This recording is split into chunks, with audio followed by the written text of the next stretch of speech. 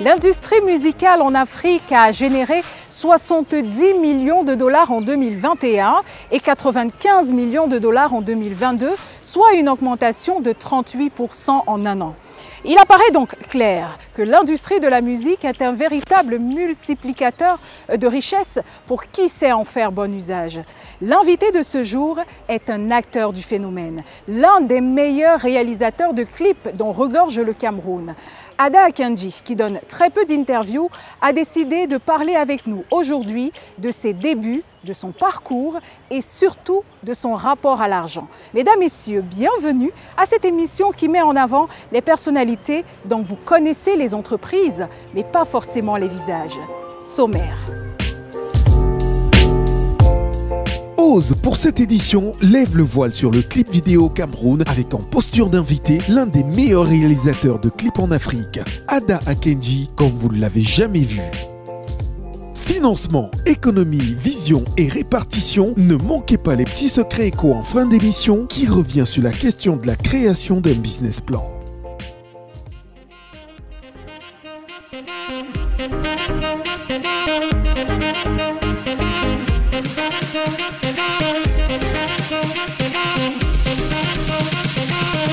Ada Akenji, c'est plusieurs centaines de clips réalisés à ce jour à travers le monde.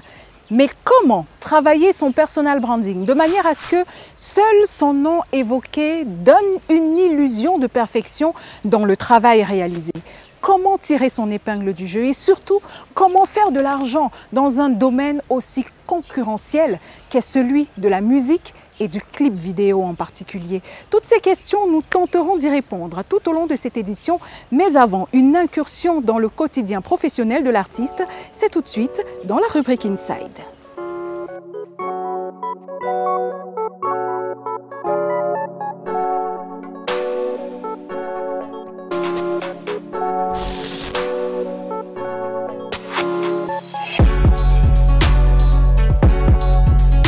Le clip vidéo ou mettre en image les paroles d'une chanson, pour un artiste, c'est se mettre en scène devant un public inconnu et lointain ou proche, de façon géographique ou physique.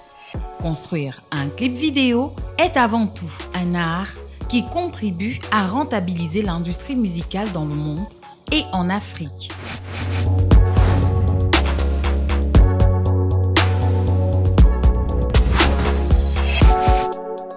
Au Cameroun, il n'est pas impossible pour les spécialistes du fait de faire un chiffre d'affaires de plusieurs dizaines de millions sur l'année. Pour cela, il est important d'être minutieux, travailleur, constant, en plus d'avoir une équipe de qualité qualifiée pour l'exercice de ces tâches. Ce jour, Ada Akenji nous ouvre les portes du monde très sélect de la production audiovisuelle orientée clip vidéo. Donc on prépare une scène, on prépare deux scènes. Une scène dans un jacuzzi qu'on a confectionné là pour le clip. Ensuite, on a une scène avec les danseuses, mais on va utiliser le même décor, mais de l'autre côté, à l'inverse. Donc, venez un peu, je vous montre. Dans ce côté-ci, c'est jacuzzi.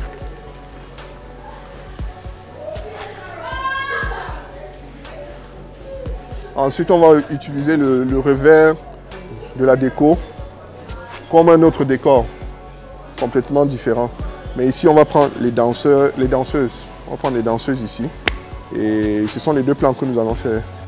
Le processus de création d'un clip vidéo est long et laborieux. Ce jour, dès les premières lueurs de l'aube, Ada Akenji s'apprête à recevoir une artiste pour la réalisation de son clip vidéo. Après de longues semaines de préparation, costumiers, maquilleurs, chorégraphes, tous les acteurs de la réalisation sont présents ce matin au studio d'Ada afin de garantir la mise en forme de ce qui s'est préparé pendant des mois. Les décorateurs mettent en place la scène provisoire. Ici, tout, ou presque, est fabriqué à la main. Il faut accessoiriser le clip tel qu'imagé par le réalisateur, de concert naturellement avec l'équipe de l'artiste. C'est pas un décor c'est pas complexe. Ensuite, nos techniciens, ils savent ce qu'ils font. Ils ont l'habitude de construire les décors. Donc. pour eux, c'est pas aussi difficile que ça. Donc, un jour, ils ont fait un jour pour construire et le décor et le jacuzzi. Le vidéogramme sera tourné à la fois en intérieur et en extérieur. L'éclairage doit donc être harmonieux et préparé avec minutie. Tout ceci avant l'arrivée de la chanteuse. Silencieuse, l'équipe constituée d'un peu plus d'une dizaine de personnes s'affaire. La concentration est à son maximum. Les derniers réglages sont en train d'être effectués. Ada Akenji est lui-même aux manettes. Comme pour ce clip de Sissoul, où il a fallu créer une piscine de fortune, mais ô combien réaliste.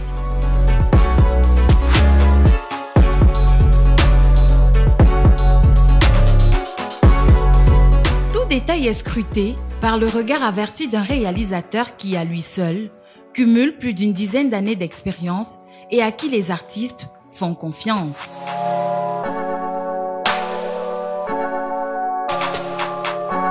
Près de 1500 clips en 10 ans, plus de 10 millions de francs CFA par année, le marché du clip se porte bien au Cameroun entre professionnalisme, ingéniosité et créativité. Mais pour se faire un nom, il est important de justifier d'un parcours traçable et vérifiable. Ada Akenji, comme ses compères Ken Stephens, Adrenaline, Mr. Check et Tessera, ont opté pour une consécration établie par les acteurs du système, à savoir les artistes et les labels.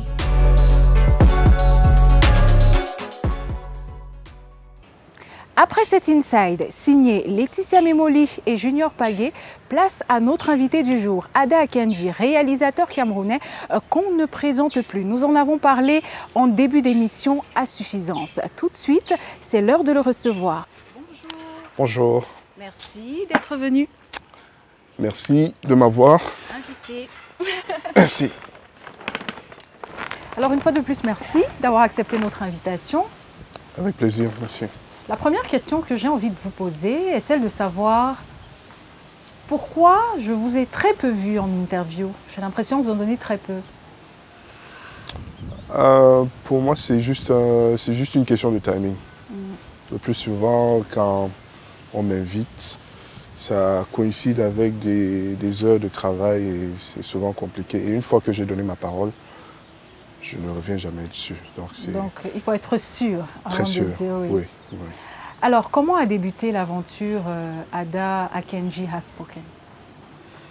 Au départ, je ne comptais pas devenir réalisateur de clips vidéo. Ce n'était pas ça mon intention. Je voulais devenir réalisateur de films.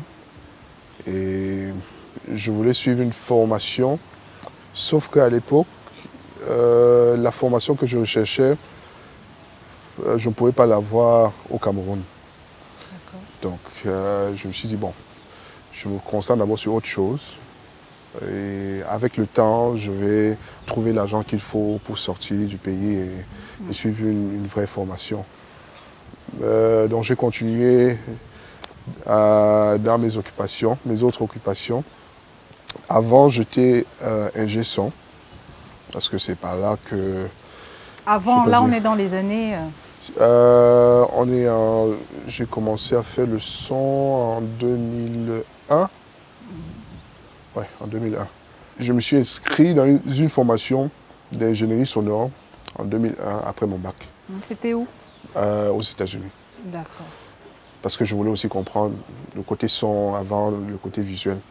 Donc j'ai fini la formation et bon, j'ai eu du travail juste après, donc c'était pas évident de rentrer encore à l'école, me former. Le travail c'était au Cameroun ou aux États-Unis? Beaucoup d'endroits. J'ai beaucoup voyagé, quand même. D'accord. Mais mon premier contrat c'était au Nigeria, ensuite je suis venu au Cameroun, ensuite bref, j'ai beaucoup voyagé. D'accord. On est à combien de pays à peu près actuellement, s'il faut compter?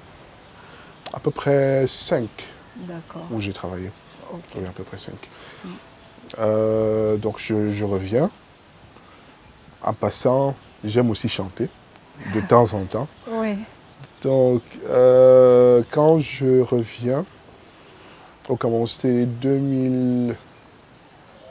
2007. Oui, 2007. Je travaillais comme ça et puis je me suis dit, ok, je fais quelques chansons. Donc des amis ont écouté, ah c'est cool, il faut... Pourquoi tu ne fais pas l'album? Je fais donc l'album et je décide de me faire produire un clip. Je n'étais pas réalisateur. Là, j'ai contacté un ami réalisateur. Qui ça? Chamak. À l'époque, c'était le meilleur. Oui. Ouais. Donc j'ai contacté Chamak et il m'a dit, bro, cherche ce que tu as, tu viens, on va réaliser le clip. J'ai dit non. Fais-moi un budget, propose-moi un budget qui va me permettre d'avoir un très bon clip.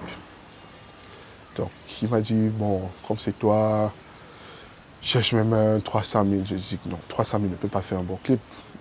Logiquement, il m'a dit, ok, bon, cherche 600 000. Je lui ai dit, ok, je vais te donner 1 million pour le clip. Il m'a dit, ok.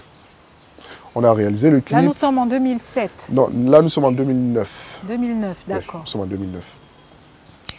Et on réalise le clip le 31 décembre 2009, dans la veille du nouvel an. Oui. Et il était question que je reçois le clip 2 semaines plus tard. Bon, moi, j'ai mis une marge sur 3 semaines. Je me disais que bon, en 3 semaines, il aurait fini. Sauf que malheureusement, il n'a pas pu travailler sur le clip dans les délais. J'avais engagé beaucoup d'autres procédures derrière au niveau de la communication qui dépendaient de la sortie du clip. Ouais. Donc au finish, j'ai été livré en octobre. 2010. En octobre 2010. D'accord. Soit 10 mois après. 10 mois après. Okay. Donc là, tout le programme était à chambouler. Je m'étais dit, bon, cette histoire de musique, vraiment... Mais est-ce que vous y pensiez même toujours? C'est-à-dire le clip tourné en décembre 2009 et livré en octobre 2010, est-ce que... Non, je n'y pensais plus. D'accord. Au fait, le jour qu'il m'envoie le clip, il m'envoie le lien. Donc lui-même, il l'a chargé sur YouTube et il m'a envoyé le lien parce qu'il savait que je n'étais plus intéressé. Et j'avais décidé de ne plus faire la musique. Parce que pour moi, c'était un coup que je n'avais pas bien digéré à l'époque. J'avais dépensé énormément d'argent, je m'étais préparé et tout. Bon, mais bon, comme on dit, tout ce que Dieu fait est bon. Mais après, comment arrive donc Ada Kenji Has Spoken? Justement, nous sommes en 2012, quelques années plus tard. J'écris une chanson, un ami écoute, 2, 3, et puis les amis écoutent. Ils disent, il faut faire le clip. Je dis, moi encore, cette histoire de clip, mais non, je ne peux pas.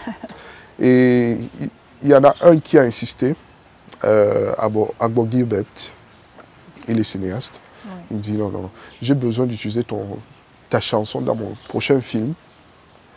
Et il faut que tu fasses un clip. C'était quoi le titre de la chanson? Far, loin. En anglais, Far. Chanson d'amour? Oui, c'était une chanson d'amour. Donc, il me dit, bon, j'ai envie d'utiliser ta chanson. Il dit, fais comme tu veux, fais ce que tu veux. Il me dit, mais il faut faire le clip. Je dis, non, moi je ne peux plus, vraiment, cette histoire où je vais attendre encore, je ne suis pas prêt. Pour être oui, je ne suis pas prêt à subir ça encore. Il m'a dit, non, il faut le faire. J'ai dit, bon, ok, je vais voir. Donc après, je me suis demandé, mais je ne pense pas que ça peut être aussi difficile de faire un clip. C'est vrai que je finirai par faire le cinéma, donc pourquoi ne pas prendre ça comme une opportunité et apprendre à... Oui. Voilà, donc je vais sur YouTube et je commence à apprendre. C'est quoi la caméra, comment est-ce qu'on la manipule, ça sert à quoi, tout. Et tout ça, vous n'aviez pas encore eu à utiliser une caméra un jour? Non. Okay. Donc, en quelques mois, peut-être 2 mois, j'ai appris la base de la photographie, on va appeler ça comme ça. Et je me dis, ok, bon, je vais faire mon clip moi-même. J'ai appelé mon frère et je lui ai dit, prête-moi ta caméra là. Lui, il est photographe. Prête-moi ta caméra, j'ai envie de faire. Il dit, non, ma caméra, s'il ne fait pas de vidéo, je vais te donner l'autre qui fait. J'ai dit, ok. Donc, il me donne l'autre caméra. C'était quoi comme caméra là? C'était une Canon. C'était une Canon Mark II. D'accord. À l'époque. Nous sommes en 2000... 2012. D'accord. Oui, c'est non, 2013, début 2013. Donc je dis, ok, je vais le faire. Et puis, je prends une lumière chez lui et je pose la caméra comme celle-là. Je la pose au sol, dans mon salon, je dégage le salon. Je me mets au mur, je chante. J'appuie sur REC et je viens. Je m'assois, je chante et je place la lumière et tout. Ensuite, il fallait apprendre à faire le montage, direction YouTube encore. J'ai appris... Une belle école, hein, finalement. Ouais. Donc, j'ai réalisé le clip. Ensuite, j'ai montré à mes amis. Ils m'ont dit, attends, qui a fait ça? C'est moi. Non. J'ai dit, oui. Quand j'ai dit, non, j'ai fait ça ici à la maison. Tu es sûr que c'est toi qui as fait ça? J'ai dit, oui. Bon. Ils ont beaucoup apprécié et ils m'ont dit, bon, voilà, mais pourquoi toi tu n'entres pas dans la réalisation des clips? Je dis, non, c'est pas mon truc. Vraiment, ça, je l'ai fait juste parce que vous m'avez mis la pression, mais c'est pas là-bas que je suis en train d'aller. Où je vais, c'est le cinéma. Mais ils m'ont beaucoup encouragé et c'est eux, ce sont mes amis, qui ont commencé à chercher les clients. C'est pas moi, hein, c'est-à-dire que l'autre va arriver, il dit, il y a quelqu'un qui a un jeune artiste là qui veut faire le clip, il a 100 000. Je dis, mais pour faire quoi? Non, il faut le faire, non? Ça, c'était où? C'était au Cameroun? Au Cameroun, oui. Au Cameroun. À Douala, Yaoundé? J'étais à Yaoundé. Okay. Parce que je suis monté à Yaoundé en 2009. Oui, en 2009, donc c'était à Yaoundé. Donc, c'est comme ça. Petit à petit, le nom a commencé à se propager. Mais après, le tout premier clip? C'était le mien. Ensuite, le tout premier clip de client, en fait? Est-ce que je peux me rappeler? Et combien c'était, hein, surtout? Le tout premier clip avait coûté 50 000. Je peux me rappeler du prix quand même. C'était 50 000 parce qu'il fallait louer juste le matériel. L'intérêt pour moi à l'époque, ce n'était pas de gagner de l'argent parce que je n'avais pas encore la confiance en moi.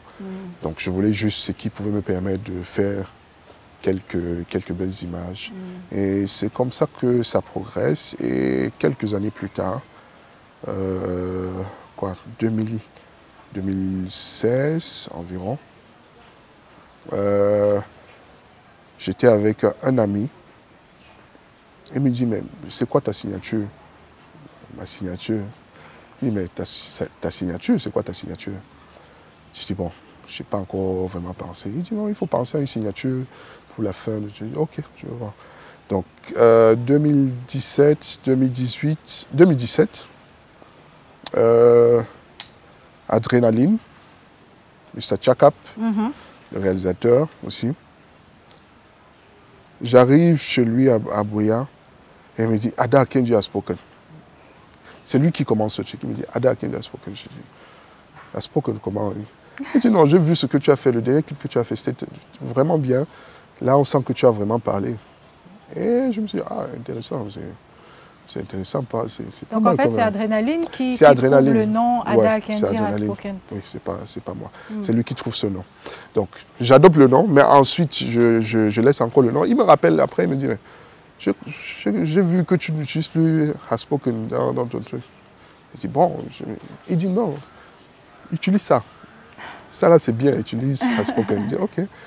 Ensuite, j'ai un peu réfléchi sur comment présenter l'idée derrière le nom. Et je me suis dit, ah bon, déjà je ne suis pas quelqu'un de très bavard. Ça se voit. Ouais, je ne suis pas quelqu'un de très bavard. Mais mon travail parle.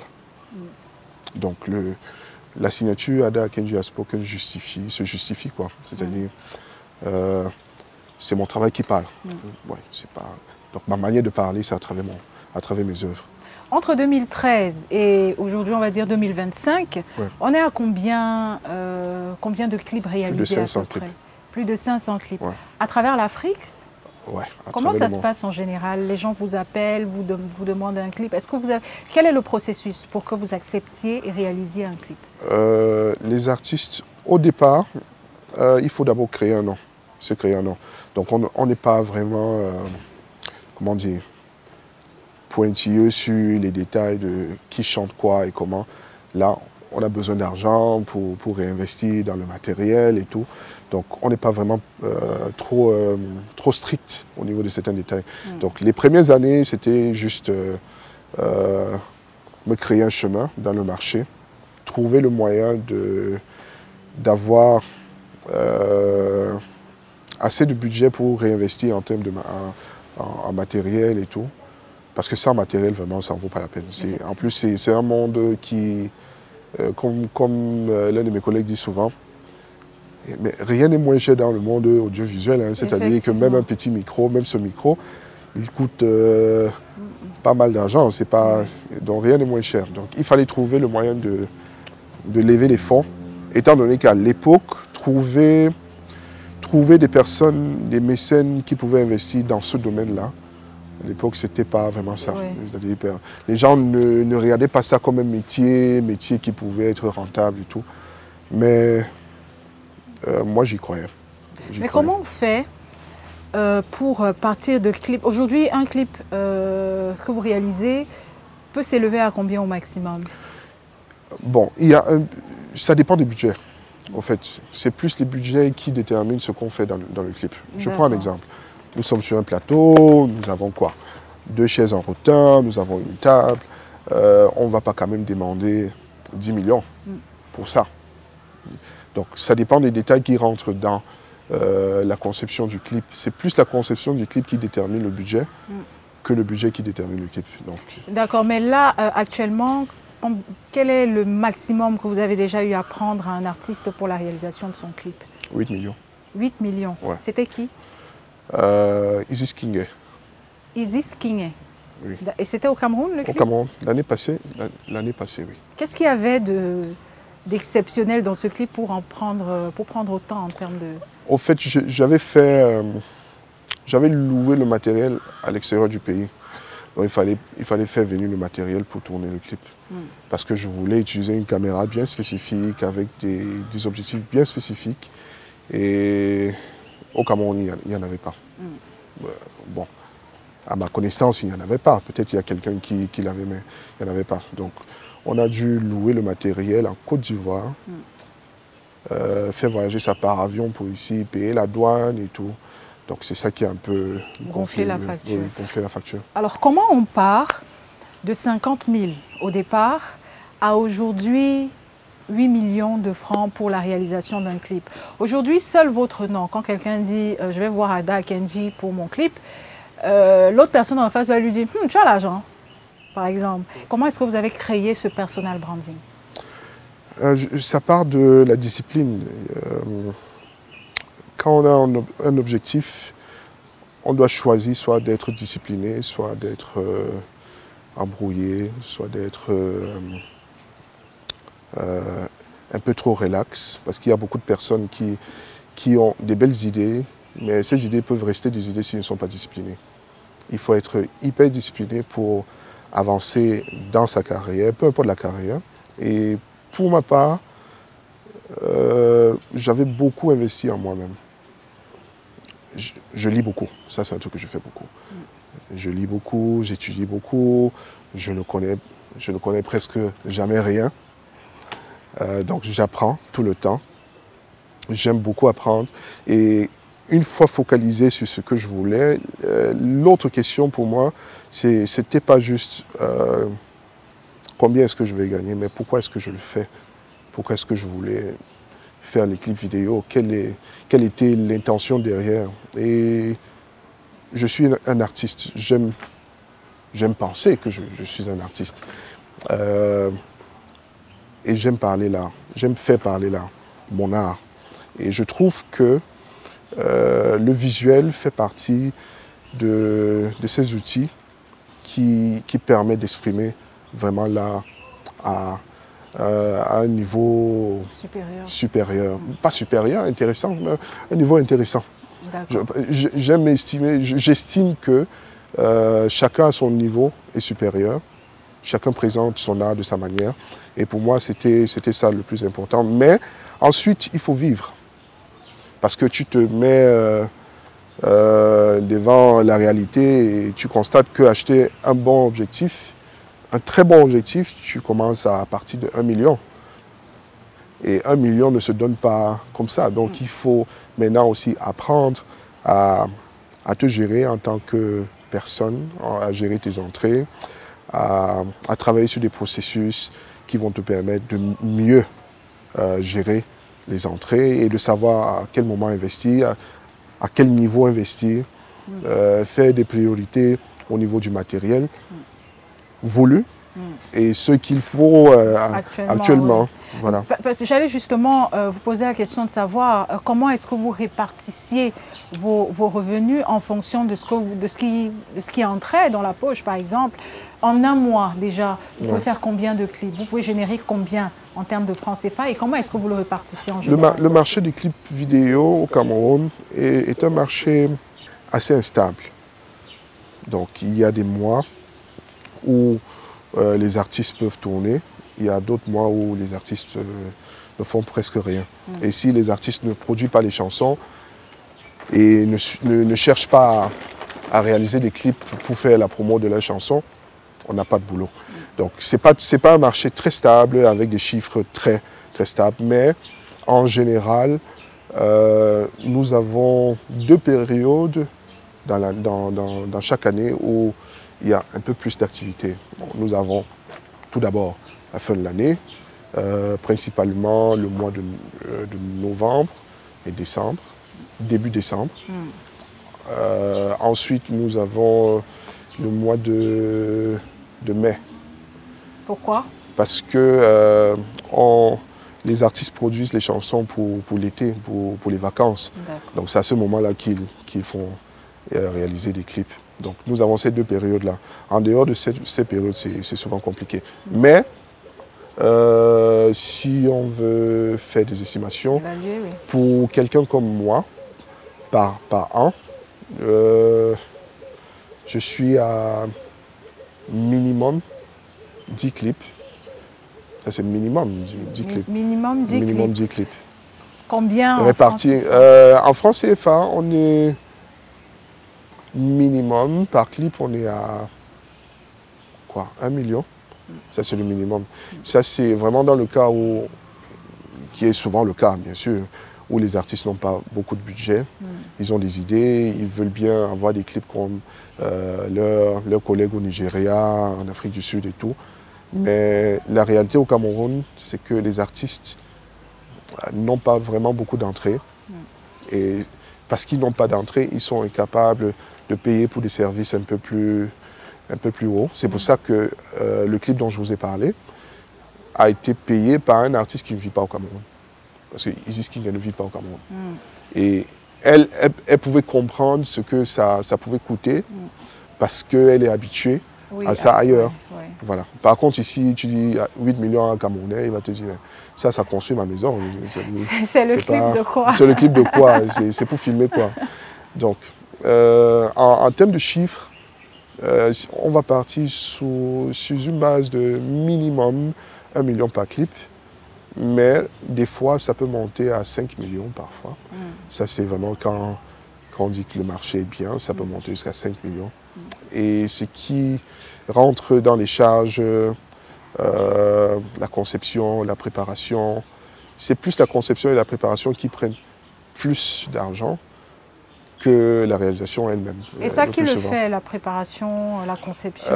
Pour la conception, parfois l'artiste peut venir avec ses idées et dire, bon, voilà comment, quand j'écrivais la chanson, ou bien quand j'étais en train de l'enregistrer au studio, je voyais ça. Et puis nous, c'est-à-dire nous, mon équipe et moi, nous prenions ces idées et nous faisons une contre-proposition, prenant les idées de l'artiste. Mais il y a des moments, et le plus souvent, où les artistes viennent sans idée. Ils ont juste besoin d'avoir un beau visuel pour faire promouvoir les chansons. Donc là, c'est à nous de faire tout le travail.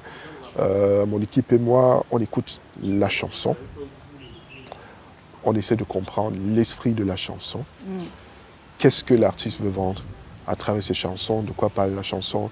Est-ce une chanson d'ambiance ou bien une chanson d'amour? Quel type d'amour? On prend en considération tous ces éléments, tous ces aspects de la chanson avant de penser à quelque chose. Voilà. Une fois qu'on a la direction de la chanson, on passe à la proposition, le concept. Et c'est souvent très intéressant parce que quand on est en réunion, il y a des idées qui viennent de partout. Les fusent et les discussions et tout ça. Voilà. Maintenant, il faut contenir toutes ces idées-là en un petit bloc, sachant que en moyenne, une chanson dure maximum 2 minutes 50. Aujourd'hui, 2 minutes 50, avant c'était un peu plus long. En moyenne, 2 minutes 50. Donc, il faut comprimer toutes ces idées-là en 2 minutes 50 et savoir ce qu'on retire et ce qu'on retient. Et proposer donc le concept à l'artiste. Voilà. L'artiste peut valider ou pas. Voilà. Et on finit quand même par avoir quelque chose d'intéressant. Ouais. J'aimerais savoir ce que, en général, vous faites de votre argent. Combien de personnes vous entourent dans la réalisation de ces clips-là ou dans votre quotidien? Et aujourd'hui, qu'est-ce qui est le plus important pour vous? Mais avant ça, nous allons aller à la rencontre de notre expert financier. Nous allons parler d'un sujet qui vous préoccupe et ici qui nous préoccupe. Et on revient juste après cet élément.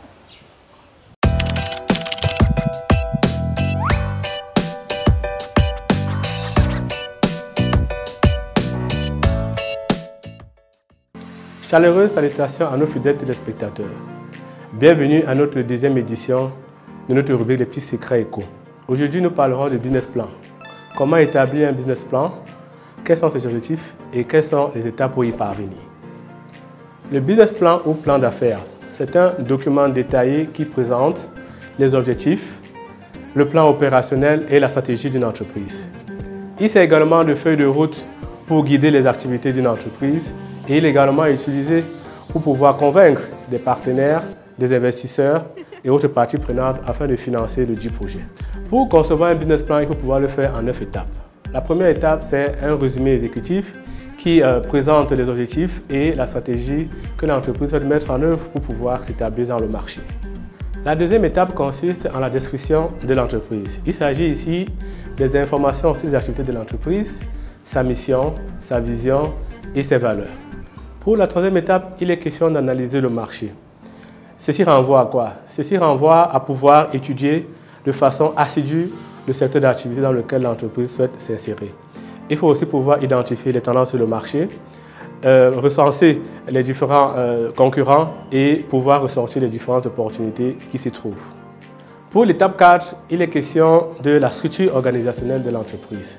Il faut pouvoir identifier les différents profils clés qui vont constituer l'équipe, le rôle que chacun d'entre eux va jouer, à savoir un directeur, un responsable marketing, un responsable vente, un responsable achat. Donc voilà les différents types de profils qu'on peut identifier quand on met en place une entreprise. Donc il est important que cela puisse ressortir dans le business plan. Pour l'étape 5, ici il est question de présenter les services ou les produits de l'entreprise. Cela renvoie à quoi? Il est question de pouvoir décrire les différents produits et les services que l'entreprise souhaite mettre sur le marché et quelle est la valeur ajoutée que ceux-ci, à savoir les produits ou les services, vont pouvoir apporter aux clients. Pour l'étape 6, ici, il est question de pouvoir mettre sur pied une stratégie commerciale et marketing. Quels sont les canaux qui seront utilisés pour distribuer vos produits? Quelle est la tarification que vous allez donner à vos produits en fonction du marché qui est le vôtre?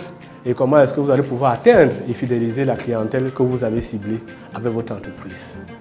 Nous continuons avec les différentes étapes de notre plan d'affaires. Ici, c'est l'étape 7. Il s'agit du plan opérationnel qui consiste à pouvoir déterminer vos processus clés.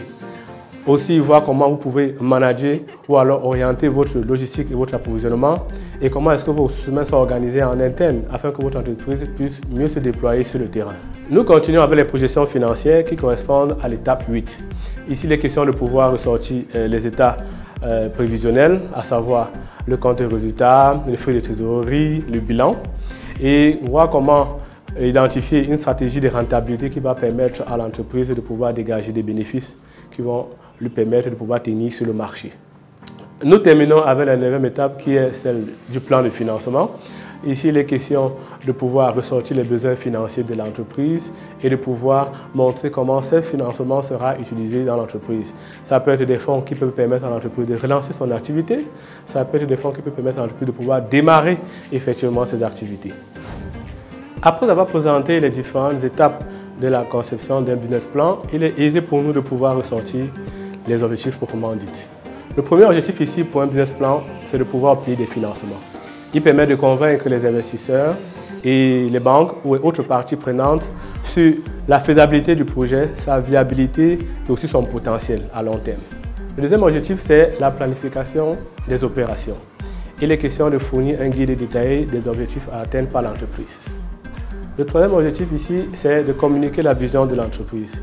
Il est question ici de pouvoir aligner les parties prenantes, à savoir les banques, les partenaires, les investisseurs sur la stratégie de l'entreprise et la direction qu'elle souhaite prendre.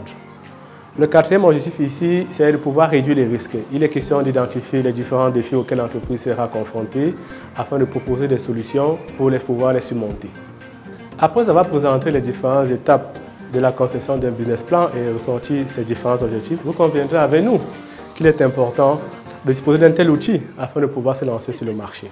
Premièrement, parce qu'il permet de structurer les idées de la dite entreprise et de pouvoir clarifier la stratégie de celle-ci avant de se mettre sur le marché. Deuxièmement, il permet d'évaluer la faisabilité et la rentabilité d'un projet. Et troisièmement, disposer d'un tel outil permet de mesurer les performances de l'entreprise et par la suite d'ajuster les différents plans en fonction des résultats obtenus. En résumé, le business plan est un outil stratégique qui permet de transformer une idée en entreprise réussie en offrant une vision claire et des étapes nécessaires qui permettent d'atteindre les objectifs fixés.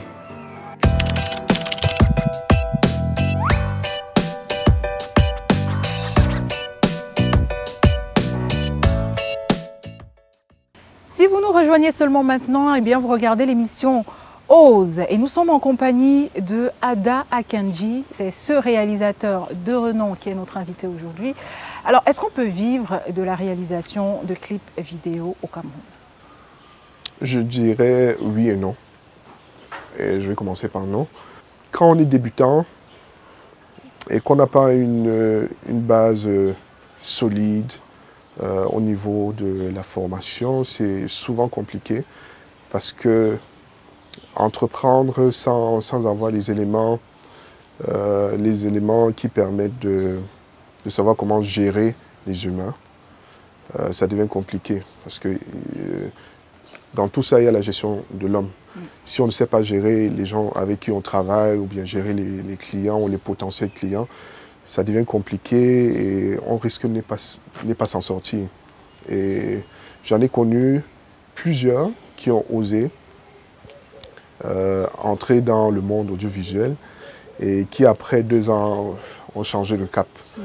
Et c'est compréhensible parce que non seulement c'est un petit marché, c'est un marché qui demande, qui est vraiment exigeant.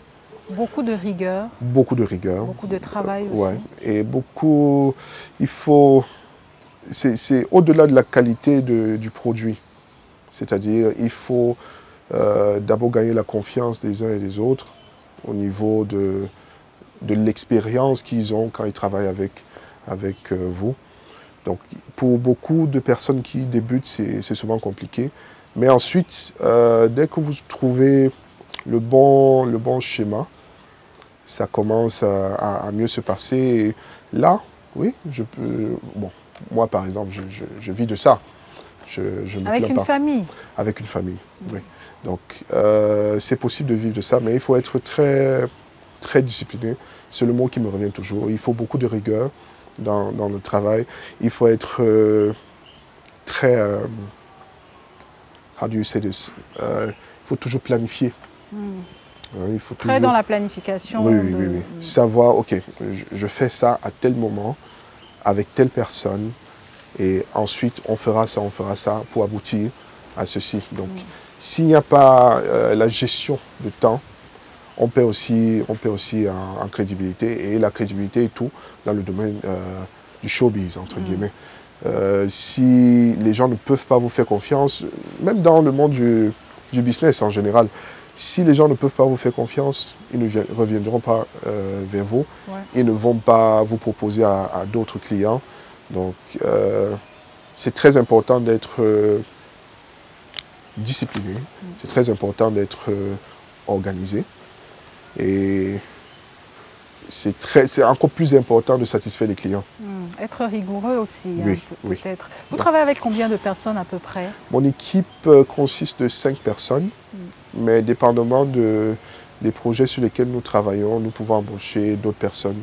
Attends, les 5 personnes sont là tout le temps? Ils sont payés tout le temps? Oui. Ce sont des salariés, donc ils perçoivent des salaires et les autres, on les prenne par tâche. Voilà. Pour le domaine dans lequel nous sommes et dans le marché où nous sommes, où il n'y a pas forcément des projets à grand budget, il faut toujours travailler en petite équipe.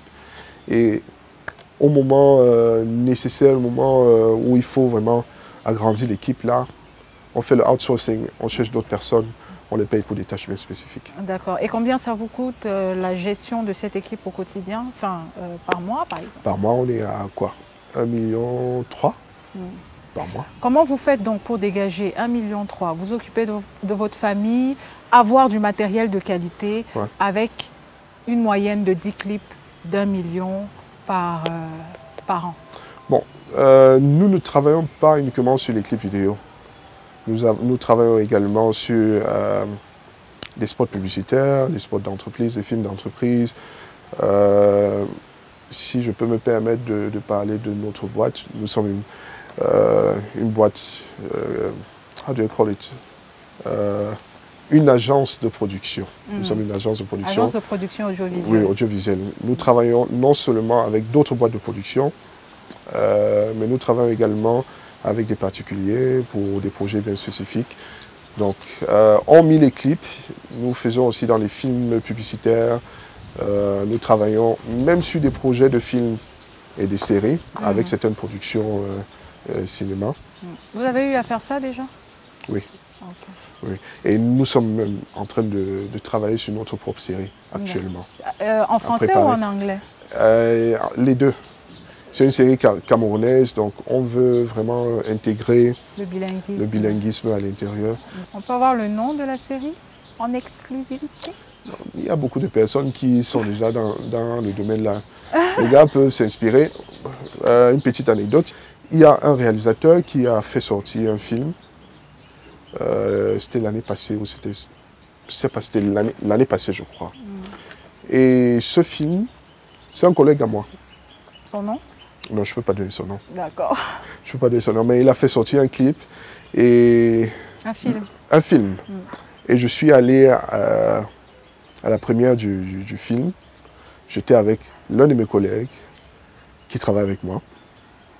Et quand le film commence, on se regarde comme ça. On se regarde. Donc il me regarde, je regarde. Attends, non, bon, ça peut être une coïncidence. Et 10 minutes dans le film, on se regarde encore. Et il me dit, tu vois ce que je vois? Je dis, oui, je vois exactement ce que tu vois. Je me demande si c'est la même chose que... Il dit, je pense qu'on voit la même chose. Et quelques minutes dans le film, peut-être 15 minutes dans le film, on réalise que c'était notre film qui était en train de passer. Donc, il a volé votre idée? Bon, je ne vais pas utiliser le terme voler, mais c'était une coïncidence assez intéressante. Non, ouais. Ça ne peut pas être une coïncidence. De toute façon, ce sont des choses qui arrivent très souvent dans le domaine. Ce sont des choses qui arrivent. Donc là, on est un peu plus prudent. Sauf que le film, à un moment donné, n'a pas pris la même direction vers la fin parce que, justement, la personne qui était dans son équipe de production, à qui j'avais parlé de notre idée, qui faisait partie de ceux qui travaillaient avec nous pour la préparation du film, n'avait jusqu'à un certain niveau les éléments de l'histoire. Ah, la personne n'avait pas toute. Il n'avait pas la fin. Donc le film termine le jour de la première et le public est juste là. Ok, qu'est-ce qui vient de se passer là? On ne comprend pas. Et c'est moi qui commence à applaudir, juste pour attirer. Les gens, certaines personnes ont suivi, mais ça se voyait qu'il y avait une incohérence vers la fin, parce que justement, la personne qui avait pris l'idée n'avait pas toute l'histoire. Mais bon, donc maintenant on est plus prudent, on parle moins de nos projets, encore moins, déjà qu'on n'en parlait pas beaucoup, mais on en parle vraiment loin. Et s'il faut parler vraiment, il faut signer un NDA, vraiment. Oui, vraiment. Là, on ne veut pas ça permet de ne pas se retrouver dans la même situation 2 fois. D'accord. Alors avec tous ces sujets de boulot là, on va dire, je suppose donc que le chiffre d'affaires mensuel est plus élevé. Ouais. On est à combien à peu près? En termes de chiffre d'affaires, par an, nous sommes en moyenne à 25 millions l'année. Par an, d'accord. Par an.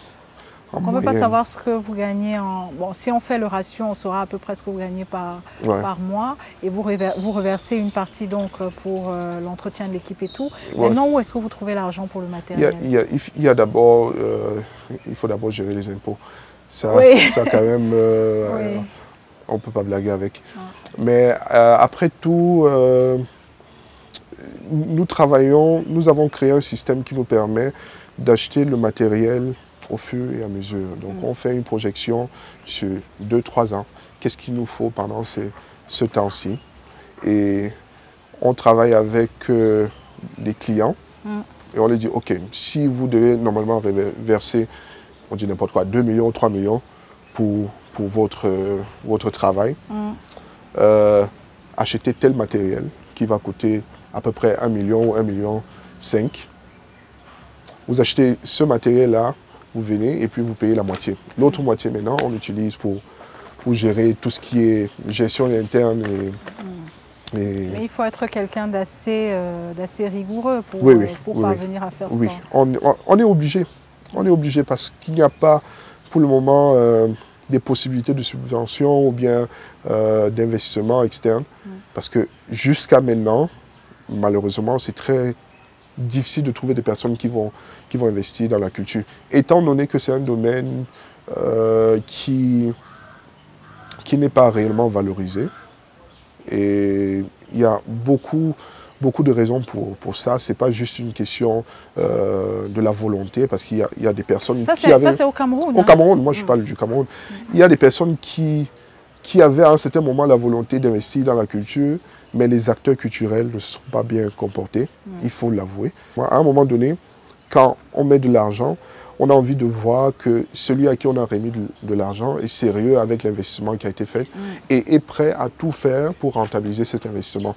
Par contre, il y a eu beaucoup de personnes qui ont eu ces opportunités-là, qui ont choisi d'acheter leur voiture dès qu'ils ont reçu les 10 millions, qui ont choisi d'aller vivre au Hilton ou d'aller en Belgique. Bref, ils n'ont pas utilisé cet argent pour ce qu'ils ont reçu.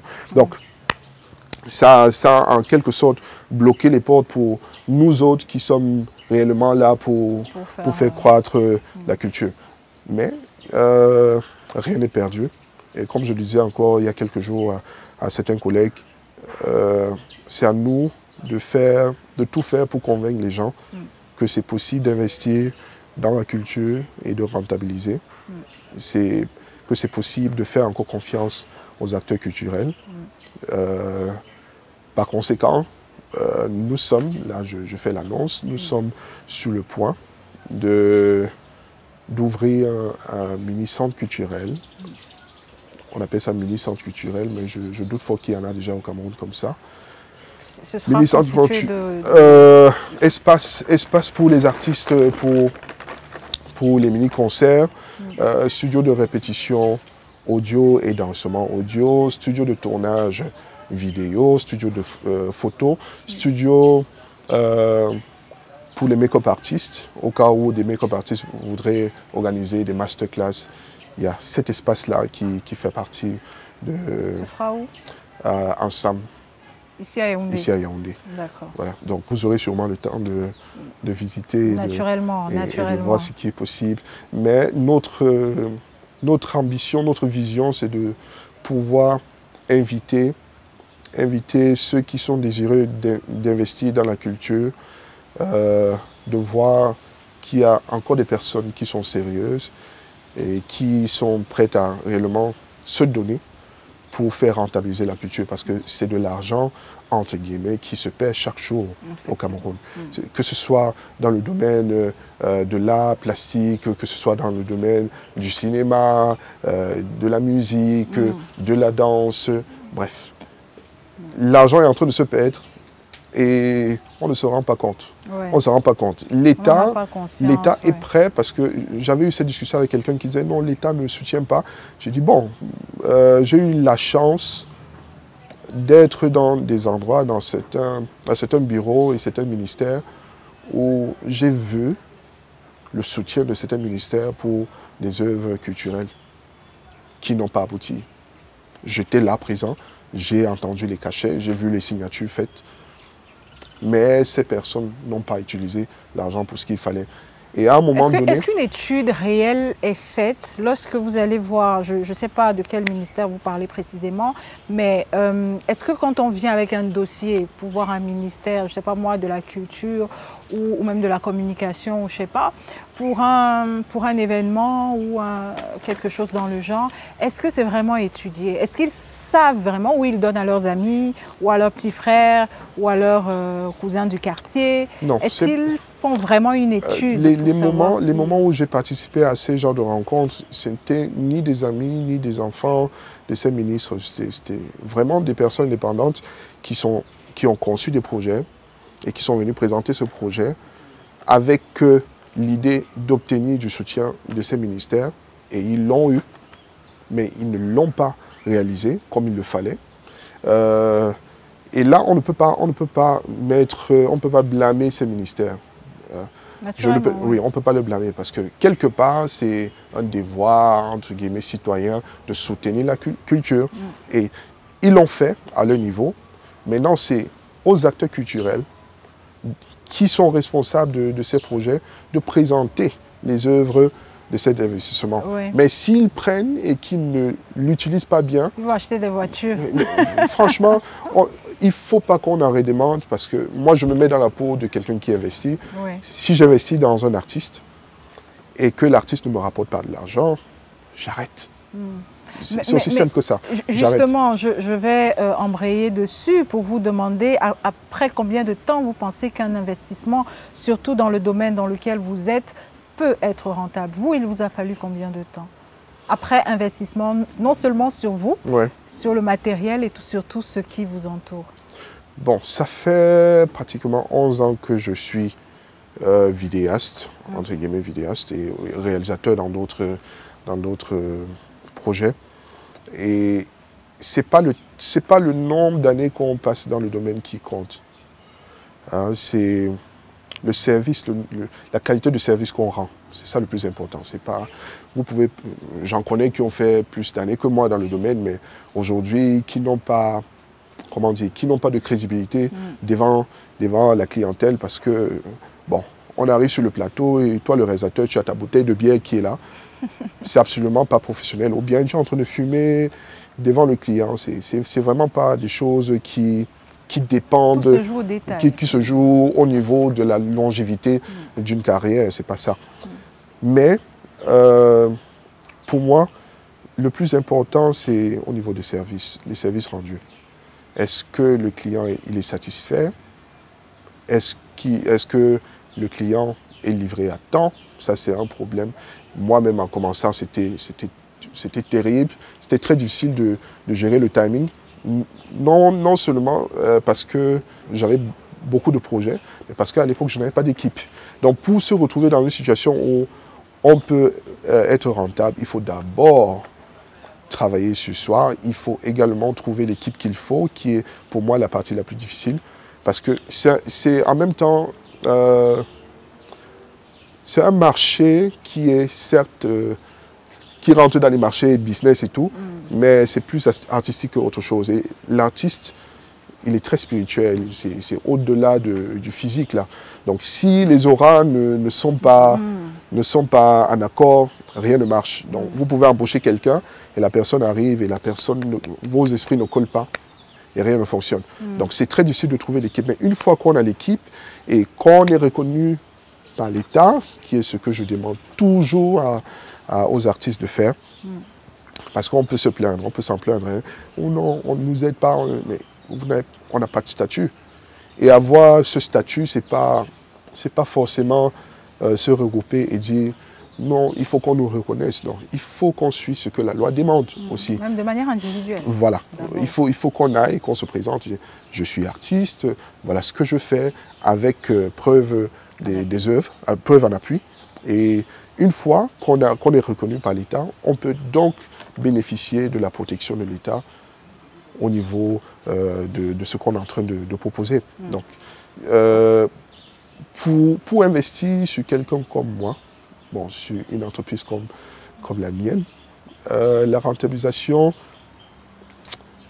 peut se faire en 5 ans, de manière objective. Parce que notre vision, elle est un peu plus grande. Oui, elle n'est pas juste faire les clips ou bien faire les spots. Nous voulons aller plus loin. Nous avons l'intention de faire revenir les artistes au Cameroun.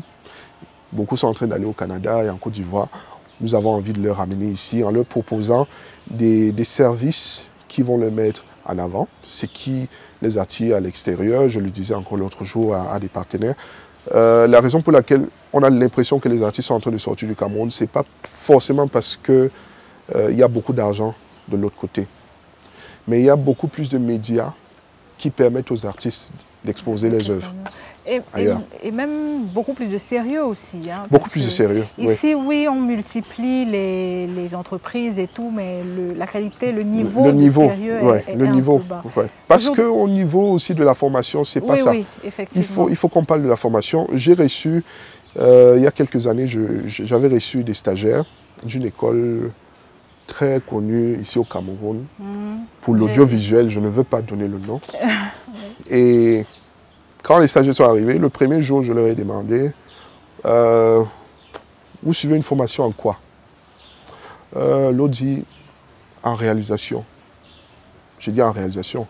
Bon, le problème avec ça, c'est qu'on ne forme pas un réalisateur. Ça ne se fait pas. Le réalisateur réalise, point. C'est-à-dire que si vous prenez votre téléphone et vous demandez à quelqu'un quitter du point A au point B, et vous filmez et vous publiez, vous devenez réalisatrice, point. Donc on ne forme pas de réalisateur. Donc étant donné qu'il y a déjà au niveau du programme scolaire ou programme de formation de réalisateur, c'est problématique déjà. Parce que ça veut dire que l'école ne comprend même pas ce que c'est qu'un réalisateur. Donc, on se forme en réalisation, l'autre en multimédia, l'autre en réalisation audiovisuelle. Je dis en réalisation audiovisuelle. C'est intéressant comme... bref, je les ai mis j'ai donné une petite tâche. Bon, voilà une caméra. Oui, voilà une caméra. Allumez-la, filmez. Ils étaient 3, je me rappelle. Ils sont mis autour de la caméra, j'entendais. Bon, on nous avait dit que le bouton là, c'est même... Oui, le bouton. Et l'autre parvient à trouver le bouton et il allume, il dit, ah voilà, voilà, c'est ça. Après, je lui ai demandé, vous n'avez jamais vu cette caméra? Comme, bon, on a vu ça dans les cours, mais c'était plus on nous a montré la photo. La formation laisse quand même à désirer, hein, surtout au niveau du matériel. Oui, c'est compliqué. C'est compliqué, mais je pense qu'il y a des personnes qui commencent à s'y intéresser et qui investissent de l'argent pour acheter le matériel pour ce qu'il faut. Mais ce que je déplore, et j'ai eu cette discussion avec la directrice à l'époque de cette institution-là, parce que je m'étais rapproché d'eux. J'ai dit, ok, bon, j'ai reçu vos stagiaires, voilà ce que j'ai constaté, Et je constate que vous avez besoin de ça. Elle m'a dit, non, on a tout ça. J'ai dit, mais voilà vos élèves, vos étudiants qui sont en fin de formation, qui sont incapables. Donc sur le marché, dans la vie réelle, ils ne servent à rien sur un plateau de tournage. Donc, ce que moi je vous propose, c'est travailler avec vous, devenir professeur pour permettre au moins de guider ces gens. Ils m'ont dit non. Normalement, c'est des personnes comme vous qui... Excusez-moi, le chef de département, lui, il a étudié en France. Il dit, ah, oh, super. Et non, il est réalisateur, c'est un grand réalisateur. Je dis, ah, ok, il est un grand réalisateur, c'est bien. Il a réalisé quoi? Non, il a fait la... Je dis non, madame, il a réalisé quoi? Au moins sur YouTube, on peut voir peut-être un court-métrage. Non, il n'est pas à ce niveau. Je dis, oh. Bon, là, ça laisse comprendre qu'à un certain moment, certaines personnes choisissent de se foutre de la gueule des Camerounais au niveau de la qualité de ce qu'ils sont en train de proposer comme formation. C'est dommage. C'est pour ça que dans nos grandes ambitions, nous avons également l'intention, parce que nous sommes déjà en train de travailler dessus, l'intention d'ouvrir une école avec des professionnels en activité. Des professionnels en activité qui forment les autres. C'est-à-dire que ce soit en photographie, que ce soit en réalisation, que ce soit en éclairage. Voilà. Donc, j'ai contacté ceux que je connais, qui sont les tops partout dans le pays. Et nous sommes en train de travailler sur un projet pareil qui sera sur pied dans 2 ans. Donc vous allez former vos concurrents. C'est important. Oui. S'il n'y a pas de concurrence, il n'y a pas de croissance. Oui, effectivement. Voilà, donc on va peut-être finir donc par cette question. Qu'est-ce qui, au jour d'aujourd'hui, est plus important et le plus important pour vous? C'est une très belle question. Aujourd'hui au Cameroun, nous avons des artistes qui sont plus ou moins qui recherchent des personnes qui peuvent croire en eux, qui peuvent croire en leur art, qui peuvent voir l'importance de ce qu'ils sont en train de faire et qui peuvent choisir de le soutenir financièrement pour leur permettre de faire au mieux ce qu'ils savent faire. Malheureusement, il n'y a pas beaucoup de canaux qui peuvent permettre de faire venir ces gens et ces artistes pour se retrouver au même endroit. Le plus important pour moi aujourd'hui, c'est de trouver le moyen de trouver des personnes qui sont désireuses d'investir dans la culture, leur permettre de rencontrer ceux qui sont réellement talentueux, établir un processus de rencontre qui sera fiable, un processus d'investissement qui sera suivi, pour qu'on ne se retrouve plus dans les situations où quelqu'un sort 10 millions, il dépose pour un projet, et ensuite on voit le gars à Paris. Il est à Paris. Donc au moins créer un système qui va, un processus qui va permettre de suivre ça, et créer donc un réseau qui va permettre de suivre un projet artistique de sa création jusqu'à l'aboutissement, qui pour moi est la rentabilisation. Hein, pour beaucoup de personnes, ils vont dire jusqu'à la réalisation. La réalisation ne suffit pas. Parce qu'une fois qu'on réalise, il faut que ça rentabilise. Il faut que ce soit rentabilisé pour que toutes les parties soient épanouies. C'est-à-dire que celui qui a mis de l'argent, qui puisse gagner quelque chose, que l'artiste aussi puisse gagner quelque chose. Aujourd'hui, nous avons peu d'artistes qui ont des maisons à eux, qui leur appartiennent. Nous avons l'impression que l'artiste est celui qui essaie comme il peut là. Il va drouiller un débrouillard. Voilà. Après, les choses deviennent mal et puis l'artiste va demander au public encore de l'aider. C'est important qu'on puisse aussi aider les artistes, non seulement à investir dans leur carrière, mais à faire des investissements autres. Les accompagner. Les accompagner. Il faut pas, je dis souvent, on ne peut pas, bon, ça c'est moi, hein, tu ne peux pas juste être artiste, ça ne suffit pas. Au Cameroun, c'est impossible. Et on ne peut pas devenir riche en faisant juste en chantant ou bien en dansant. C'est impossible. Il faut avoir un petit côté business. Effectivement. Il faut aussi qu'on accompagne les artistes vers des investissements. Je l'ai fait sur un post il y a 1 an à peu près, où j'ai dit c'est possible que les artistes aujourd'hui construisent des Santa Lucia sans publicité. C'est possible, il faut qu'on investisse. Mais il faut aussi qu'on amène les artistes à rentabiliser et leur permettre aussi de pouvoir réinvestir l'argent qu'ils gagnent. Donc ça, c'est le plus important pour moi maintenant. Merci beaucoup, Ada Akenji, d'avoir accepté notre invitation. C'est avec plaisir. Merci de m'avoir invité. À vous, chers téléspectateurs, je dis merci. J'espère qu'il vous aura apporté beaucoup d'éléments dans vos différentes questions, surtout dans le domaine de la réalisation, aussi bien au Cameroun, en Afrique, que dans le monde. Je pense que les canons sont les mêmes partout. Oui, c'est pareil partout. Voilà, merci de nous avoir accompagnés durant ces 52 minutes d'émission. On vous donne rendez-vous dans un mois pour une nouvelle édition de l'émission OSE. Au revoir.